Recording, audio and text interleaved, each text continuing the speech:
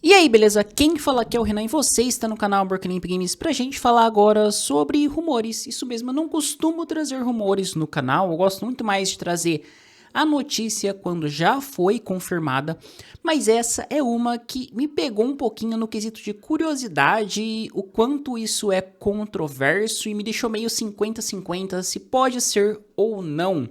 E vamos falar aqui hoje sobre uma possível mudança de estratégia da PlayStation de mudar a forma com que ela lida com seus exclusivos em relação ao PC. Então, segundo o Jez Corden divulgou, a Sony/PlayStation estaria pensando em mudar a sua estratégia de lançamento, que no momento vamos lançar inicialmente para o nosso console e posteriormente ali, coisa de 6 meses a 1 ano, lançar para PC via Steam. Então, de um tempo para cá, os jogadores de PC começaram realmente a ter acesso a esses exclusivos que antes ficavam confinados no console. E essa mudança, ela vai justamente tentar reverter o que já foi feito, ou seja, vamos trazer os exclusivos de volta para o nosso ambiente de console e continuar publicando os jogos como serviço Day One ou postergando algum tempo no PC. A gente viu essa estratégia do serviço funcionando muito bem com Helldivers, sendo que hoje acredito que a base de jogadores maior de Helldivers ainda esteja no PC, porque jogador de console realmente acho que não vai ficar tanto preso a esse tipo de jogo como serviço.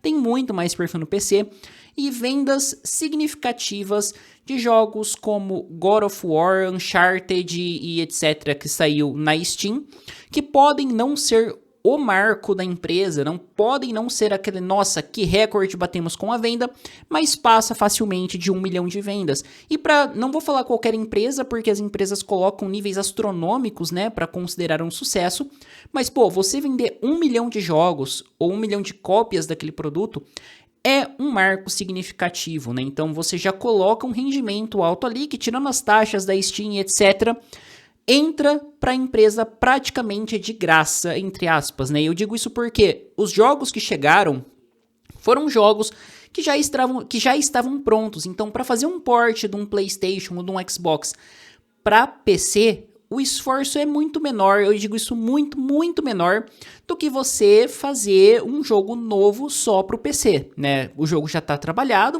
acho que você tem que mudar algumas coisas, mas é um período muito mais curto para você trazer essas alterações, otimizações ou abrir um pouco mais as configurações para permitir com que o jogador de PC altere certos parâmetros ali do software.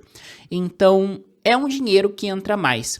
Então, dito isso, né, o Jez Corden trouxe essa informação e, de antemão, né, o Jez Corden, ele é um jornalista / leaker que acaba trazendo muito mais informação de Xbox, mas ele explicou na postagem dele que ele vira e mexe procurando coisa de Xbox e Microsoft, ele se depara também com vazamentos do PlayStation.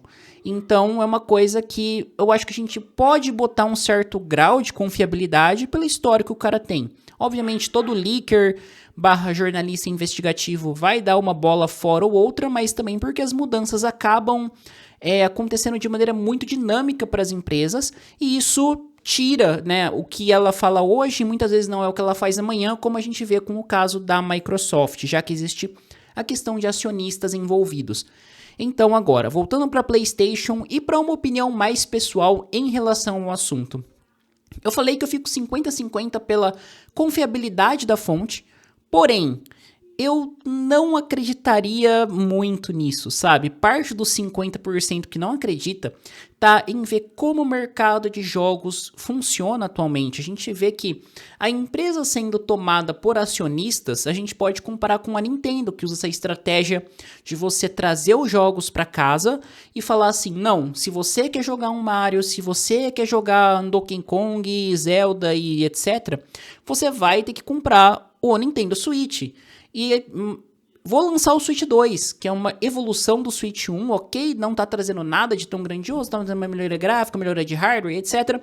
Mas eu vou começar a migrar os jogos pro Switch 2 sim também, e com o tempo eu vou tentar puxar toda a minha base pro Switch 2. E o Switch 2 dá certo para Nintendo. Só que aqui a gente tem que pensar que existem pontos diametralmente opostos, né, nisso.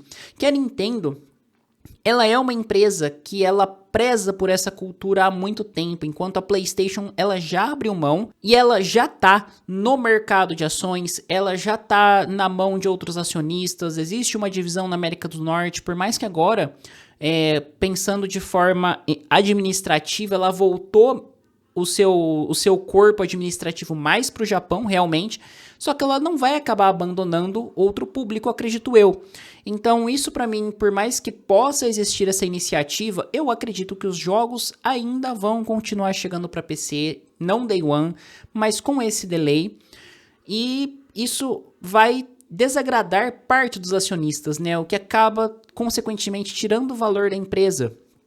Então isso é uma coisa que eu acho que por mais que tenha essa vontade de você centralizar em casa, eu não acredito que vai ser uma coisa que vai pegar da forma com que muitos fãs da marca acreditam. E agora eu queria colocar aqui uma coisa que é do porquê ela tá fazendo isso. E eu acho que a gente pode trabalhar esse ponto de vista muito do porquê do que já foi mostrado do Xbox. Por mais que o Xbox ele tente sair da concorrência, ele ainda compete como console.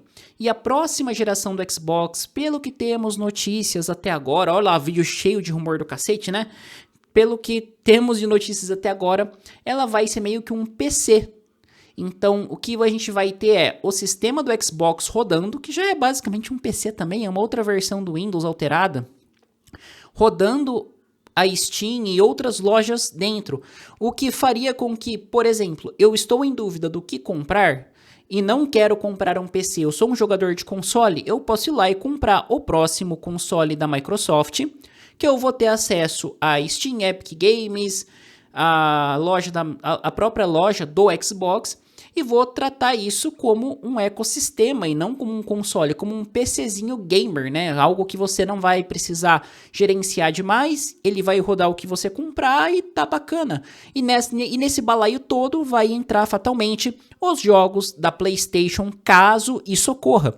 Então acredito que talvez essa decisão venha nesse sentido, de tentar barrar com que jogos de uma suposta concorrente possam rodar no seu console, não de forma oficial, de forma estou portando jogos para você e publicando, tal qual ela fez com Helldivers, mas de uma forma que, ok, você não quer portar os seus AAAs para mim? Não tem problema, eu vou fazer meu console ser um PC que vai rodar a loja no qual os seus jogos estão disponíveis.